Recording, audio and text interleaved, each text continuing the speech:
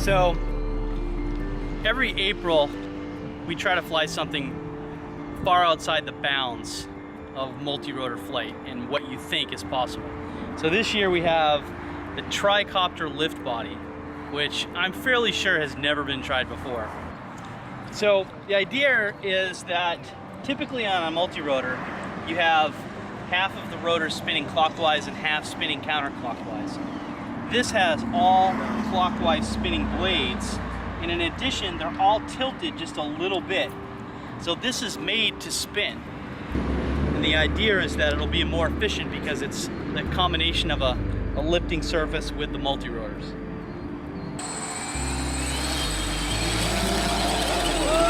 There it is! Definitely my favorite part about Hoverfly is the team. We all have come together, we're doing something really meaningful, and there's just a special feeling here. There's a lot of camaraderie, and I think there's just a common belief that we're doing something that's important and we're doing it together, and that's my favorite part. It worked perfectly. All of our calculations, CAD models, finite element analysis, and it flew really perfectly. I honestly think this is the future of multi-rotors. Once this is in carbon fiber, obviously anything in carbon fiber works much better. So, we're not far along or far away from having a complete production-ready unit. Yeah, my favorite part about Hoverfly is the culture, and culture's a complicated thing, and it's not something that's easy to build, and it's not something that you go out and craft day by day.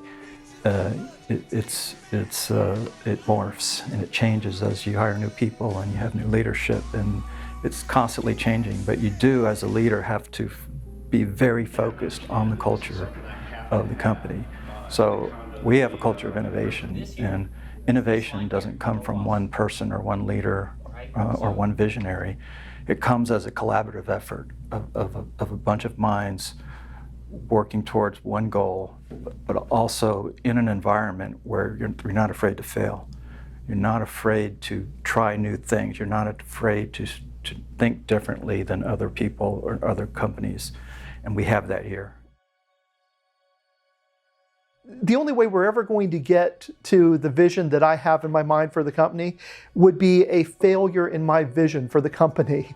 Because you can't set a goal that is easily achievable, or you're going to get there. You don't build something great by having a goal that is easily achievable. You have to set your target, you have to set it out beyond the horizon and strive to get there. And as you keep getting a little bit closer to it, you have to just keep pushing that target further and further out, so that the vision in your mind of where you want to be is never where you are. It's always out there beyond the horizon. You always have something to drive for. So I think as rapidly as we're growing, there's no doubt in my mind we're going to be much bigger than we are. We're probably going to be triple our size. We're going to be, if not more, and we're going to be selling thousands of drones. The next 5 years is going to be the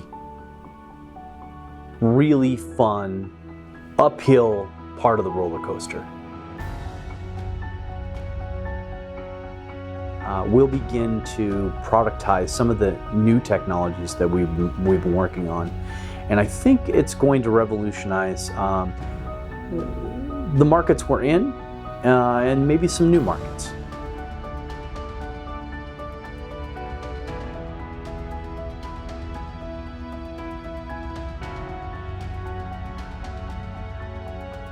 Those who are crazy enough to think they can change the world are usually the ones that do. And I see that. I see the passion and the dedication in our guys and our folks here. And that's a thrill to me. I just love it. Yeah. So, some people ask me, could you possibly have imagined all of this, what you've achieved today with the company, when you started it 12 years ago? And the honest answer is, if we didn't have the founders some belief that we would get to this point, we wouldn't have started.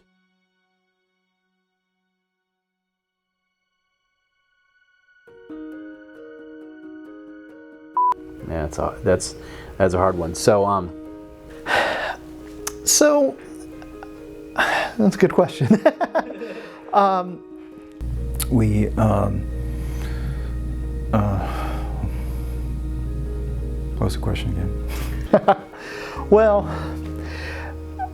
you know, you can cut that out. You know what I mean? Yeah. That was really deep. Yeah, I might have to do mine over too after I look at it. You'll be fine. You can just freeze frame there. What do I want to say? I'm gonna start over. I didn't write this down, obviously. Yeah, that's okay. Should never write it down. I want it to be genuine, but Yeah. it just sounded like fun at the time. I was also a professor for a long time, so it's got to be correct. Okay. That is going in there, and that is amazing. It's all in the editing, right? Yeah. I hope it all wasn't too stiff. Okay, good. That, you know, everything is either growing and expanding or shrinking or dying. Now Comorex Kesterex, as they say in Klingon.